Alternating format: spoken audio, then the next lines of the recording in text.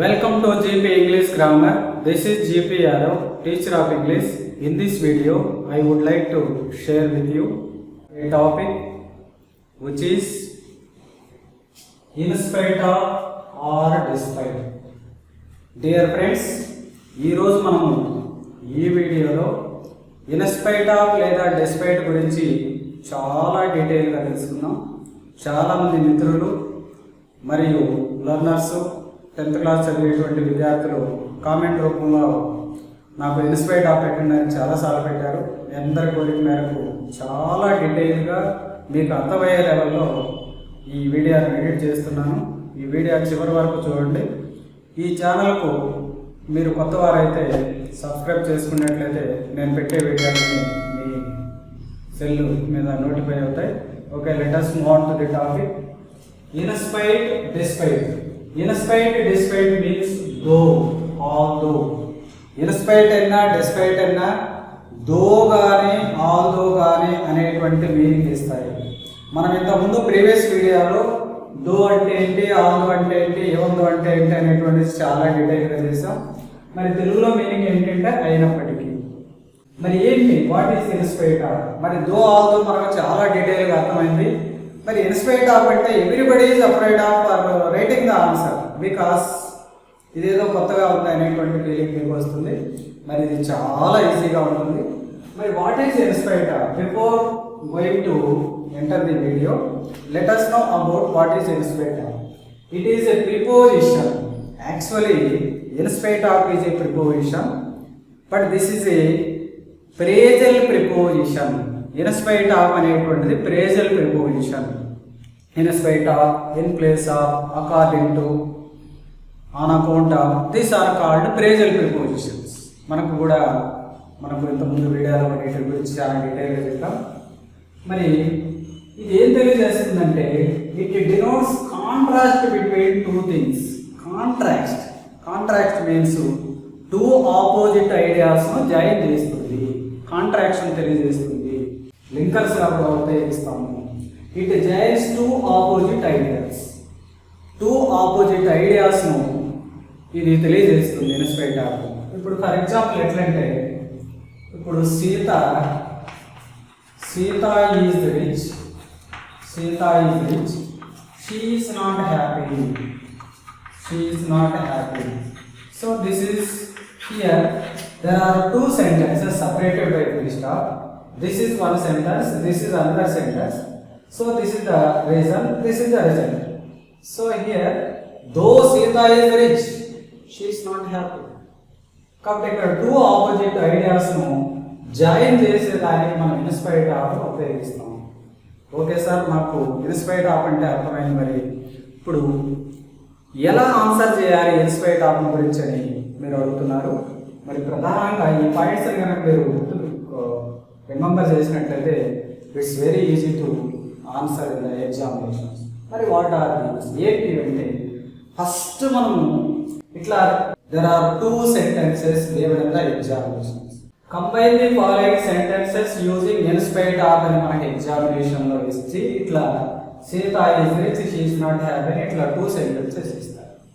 మరి ఈ టూ సెంటెన్సెస్ను మనం ఇన్స్పైట్ ఆఫ్తో రాయాలంటే ఏం చేయాలనే దానికి నేను ఇక్కడ ఫస్ట్ కొన్ని పాయింట్స్ ఇచ్చాను. ఆ పాయింట్స్ కనుక గుర్తుపెట్టుకున్నట్లయితే ఈజీగా ఉంటుంది. ఫస్ట్ మనం యాజ్ సూన్ యాజ్ పోయి observe the two sentences in the examination. ఎగ్జామినేషన్లో ఇచ్చినటువంటి టూ సెంటెన్సెస్ మనం చూసిన వెంటనే ఫస్ట్ ఏం చేయాలంటే identify the reason sentences. Reason ఏ సెంటెన్స్ తెలియజేస్తుందో మనం ఇందులో ఐడెంటిఫై చేయాలి. Sita is rich, she is not happy. So here there are two sentences. మరి రీజన్ తెలియజేసే సెంటెన్స్ కానీ బేస్ సెంటెన్స్ కానీ ఏది? ఇది బేస్ సెంటెన్స్. అట్లా మనం ఐడెంటిఫై చేయాలి. This is the base sentence లేదా this is the reason, this is the result అన్నమాట. అట్లా మనం గమనించాలి. If both subjects are same in the given sentences, base or reason sentence subject should be remove. So ఈ sentence మనం గమనించినట్లయితే సీత ఇది subject, second సెంటెన్స్లో సి. ఫస్ట్ సెంటెన్స్లో సబ్జెక్టు, సెకండ్ సెంటెన్స్లో సబ్జెక్టు రెండు కూడా సేమ్ కాబట్టి అప్పుడు మనం ఫస్ట్ సెంటెన్స్లో ఉండేటువంటి సబ్జెక్టును రిమూవ్ చేయాలి. So next point is, if both subjects are different, base or reason sentence subjects changed as possessive adjective. జనరల్గా మనకి ఎగ్జామినేషన్లో రెండు సెంటెన్సెస్లో ఫస్ట్ సెంటెన్స్లో సబ్జెక్టు సెకండ్ సెంటెన్స్లో సబ్జెక్టు సేమ్గా ఉండేటట్టే ఇప్పటి వరకు మనకి ఇస్తూనే ఉన్నారు. ఒకవేళ ఫస్ట్ సెంటెన్స్లో సబ్జెక్టు సెకండ్ సెంటెన్స్లో సబ్జెక్టు డిఫరెంట్గా ఉన్నప్పుడు మనం ఫస్ట్ సెంటెన్స్లో ఉండేటువంటి సబ్జెక్ట్ను మనం పొసెసివ్ అడ్జెక్టివ్లోకి మార్చాలి. సో కాబట్టి ఇప్పుడు మనం ఇంకా ఈజీగా మనం రాసేదానికి just you should remember this formula. So with the help of the formula you can write the answer the following sentences very easily in the examination. Here in spite of or despite. In spite of అంటే అయినప్పటికీ లేదా despite అని కూడా ఇస్తూ ఉంటారు. జనరల్గా మనకి 10th class 6th class 8th 9th school లెవెల్లో అయితే ఇన్స్పైట్ ఆఫ్ ఇస్తారు. ఇంటర్ ఫస్ట్ ఇయర్లో అయితే డిస్పైట్ అని ఇస్తూ ఉంటారు. ఇది జనరల్గా చాలామంది డిస్పైట్ ఆఫ్ అంటారు, కానీ డిస్పైట్ అనేది డిస్పైట్ అంటే అయినప్పటికీ రెండింటికి కూడా ఒకే మీనింగ్ ఉంది కాబట్టి బై అన్ఫార్చునేట్లీ మనకు కూడా ఒకవేళ అడిగితే ఇబ్బందిగా ఉంటుందనే ఉద్దేశంతో నేను ఇక్కడ దీన్ని మెన్షన్ చేసినాను. తర్వాత జెరెండ్. ఇక్కడ జెరెండ్ అంటే మీకు కూడా కొద్దిగా అర్థం కాకపోతే ప్రజెంట్ పార్టిసిపల్. ఏంటి ప్రజెంట్ పార్టిసిపల్ అంటే V1కు ING యాడ్ చేస్తే అది ప్రజెంట్ పార్టిసిపల్ అవుతుంది.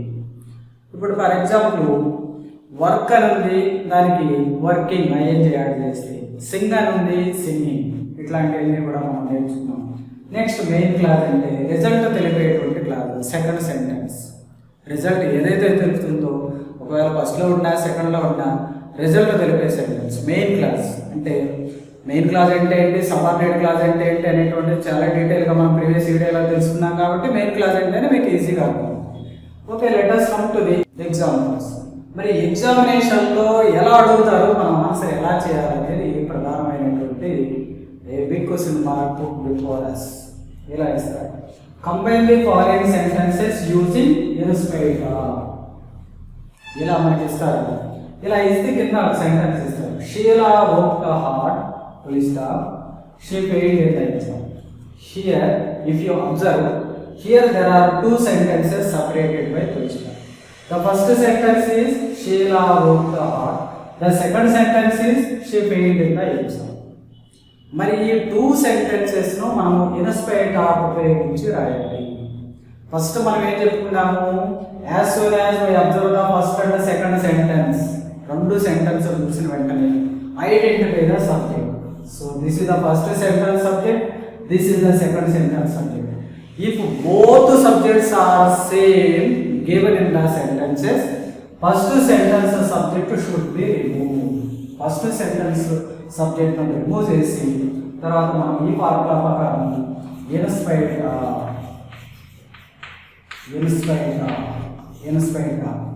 Next noun in spite. తర్వాత ఇప్పుడు ఇది వర్బ్ కదా, దీన్ని మనం నౌనుగా కానీ లేదా జెరండ్గా కానీ చేయాలి. ఒకసారి నౌనుగా కానీ లేదా జెరండ్గా కానీ. యాక్చువల్లీ మనకు వచ్చేటువంటి అన్నీ కూడా జెరండ్గానే ఉంటాయి, అంటే ప్రజెంట్ పార్టిసిపల్గానే ఉంటాయి. ఎప్పుడో రేర్గా మనకు నౌన్ రాస్తాం. మనము దీన్నే ఫాలో అయితే సరిపోతుంది, ఏదన్నా నౌన్ ఆర్ జెరండ్. కాబట్టి మనం ఇక్కడ ఈ ఫార్ములాలో ఇన్స్పైట్ ఆఫ్ ప్లస్ డిస్పైట్ లేదా ఏదన్నా noun are gerund plus main class, ఈ బేస్ను మనం ఫాలో అవ్వాలి.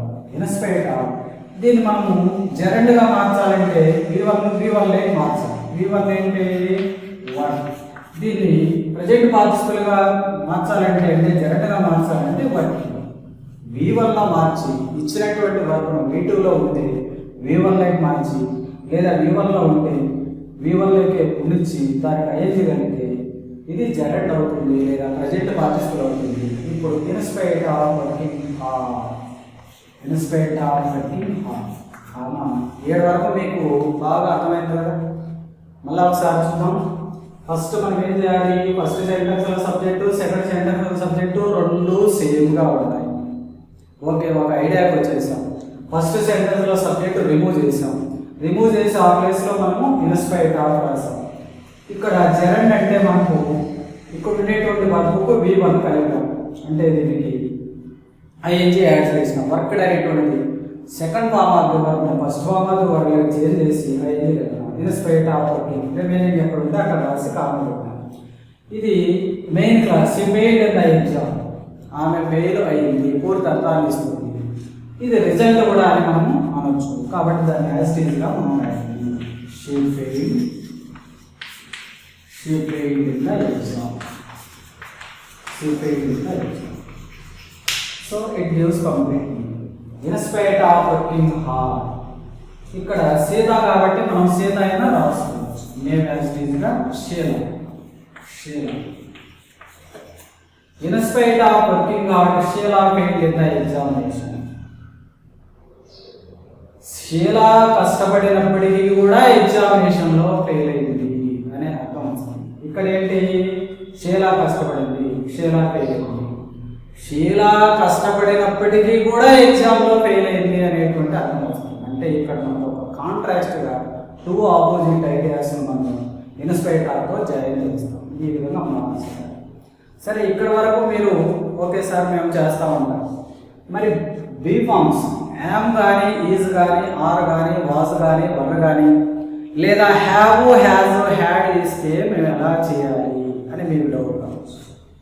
జనరల్గా యామ్ కానీ, ఈజ్ కానీ, ఆర్ కానీ, వాస్ కానీ, వర్ కానీ ఇవి కనుక మనకి ఎగ్జామినేషన్లో ఇస్తే దీనికి ప్రజెంట్ పార్టిసిపల్ బీయింగ్, లేదా హ్యావ్ కానీ, హ్యాజ్ కానీ, హ్యాడ్ కానీ ఇస్తే దీనికి present participle had.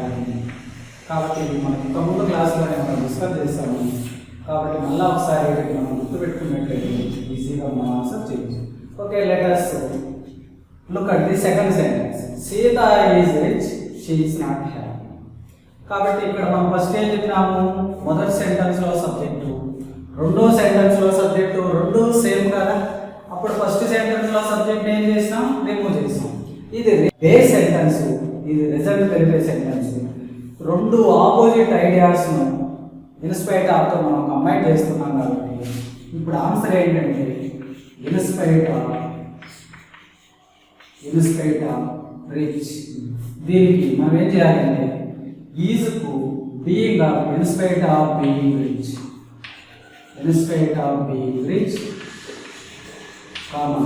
Sita is not happy. In spite of being rich Sita is not happy. Sita rich అయినప్పటికీ కూడా సంతోషంగా లేదు అనేటువంటి అర్థం. దీన్ని మనం ఈ జెరౌండ్ ఉపయోగించి రాసాం. నౌన్ ఉపయోగించి కూడా మనం ఎలా రాస్తాం చూడండి. ఇన్స్పైట్ ఆఫ్ సీత కాబట్టి హర్ రిచ్నెస్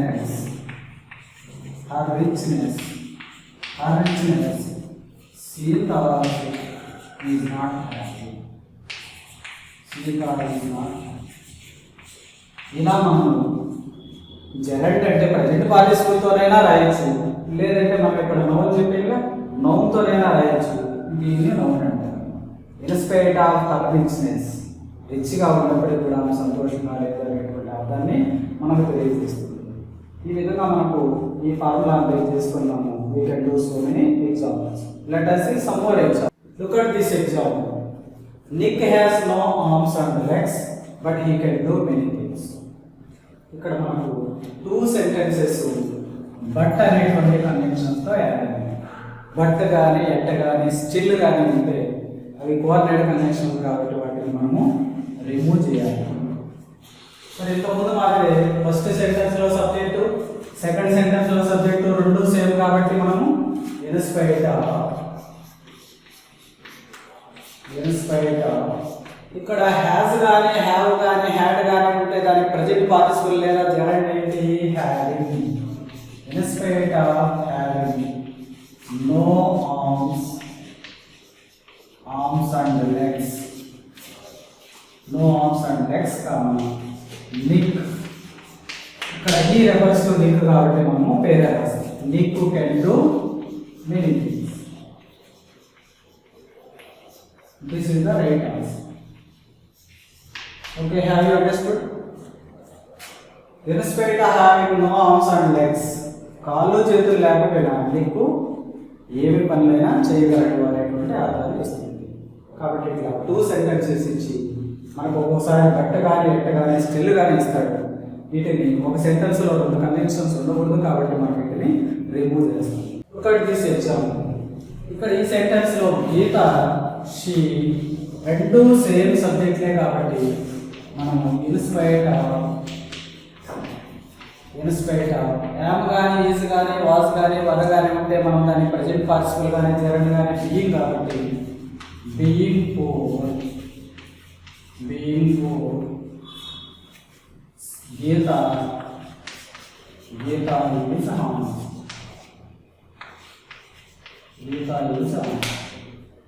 అయినప్పటికీ కూడా గీత ఆనెస్ట్గా ఉంది. దీన్ని మనం నౌన్ ఉపయోగించి కూడా రాయవచ్చు. ఎలా అంటే ఇన్స్పైర్డ్ గీత కాబట్టి దీనికి నౌన్ ఏంటంటే poverty. Inspired of her poverty Geeta is honest. మనం ఫార్ములాలో చెప్పుకున్నట్టు నౌన్ కానీ జెరండ్ కానీ ఉపయోగించవచ్చు. కాబట్టి నౌన్తో అయితే ఎలా ఉపయోగించవచ్చు, జెరండ్తో అయితే ఎలా ఉపయోగించవచ్చు, మనకి ఇదే ఈజీగా ఉంటుంది. కాబట్టి మనం ఏది రాసినా మార్కులు వేస్తారు ఎగ్జామినేషన్లో. దీన్ని మనం ఫాలో అయితే బాగుంటుంది. Next example. ఇక్కడ ఫస్ట్ సెంటెన్స్లో సబ్జెక్టు, సెకండ్ సెంటెన్స్లో సబ్జెక్టు సేమ్ కాబట్టి ఇన్స్పైర్డ్ ఆఫ్ దీన్ని ఏం చేయాలి, మనము V1 లైన్ మార్చుకొని అయింది కదా playing. Inspired of playing well, they did not win the match. వాళ్ళు బాగా ఆడినప్పటికీ కూడా గెలవలేకపోయారు. ఈ విధంగా మనము ఫస్ట్ సెంటెన్స్లో సబ్జెక్టు, సెకండ్ సెంటెన్స్లో సబ్జెక్టు రెండూ సేవ్ అయినప్పుడు మనం ఇన్స్పైర్డ్ ఆఫ్ ఉపయోగించి ఇలా రాయాలి. ఇప్పటి వరకు మనకు 12 క్వశ్చన్ పేపర్లు ఉన్నాయి. మనం 10th క్లాస్లో 2015 నుంచి మనకి ఎగ్జామ్ జరుగుతూ ఉన్నాయి, మార్చిలోను జూన్లోను. మరి 12 క్వశ్చన్ పేపర్లో మనం గమనిస్తే ఈ రెండు సబ్జెక్టులు, మొదటి సెంటెన్స్లో సబ్జెక్టు, సెకండ్ సెంటెన్స్లో సబ్జెక్టు సేమ్గా ఉండేటివి మాత్రమే మనకి ఎగ్జామినేషన్లో ఇచ్చారు. మరి ఒకవేళ రెండు సబ్జెక్టులు డిఫరెంట్ అయితే ఎలా అనేది మనం ఒక ఎగ్జాంపుల్ చూద్దాం. ఇక్కడ కానీ, ఇక్కడ ఫస్ట్ సెంటెన్స్లో సబ్జెక్టు, సెకండ్ సెంటెన్స్లో సబ్జెక్టు రెండు డిఫరెంట్ అయినప్పుడు మనం హౌ కెన్ వి ఆన్సర్ తీసుకొస్తాం. Observe this. ఇన్స్పైర్డ్ ఆఫ్ ఇక్కడ మనకి ఇది బేస్ సెంటెన్స్ కాబట్టి ఇది పొసెసివ్ అడ్జెక్టివ్గా రాస్తాం. లిక్స్ disability noun, disability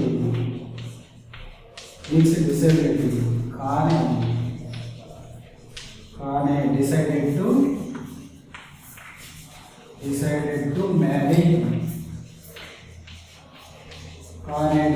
to marry.